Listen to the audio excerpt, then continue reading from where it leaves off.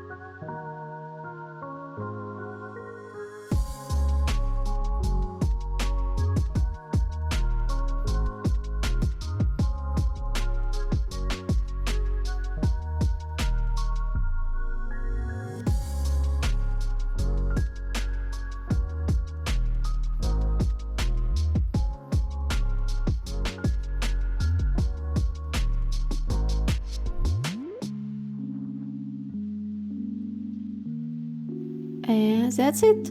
Now I just repeat the steps in a circle.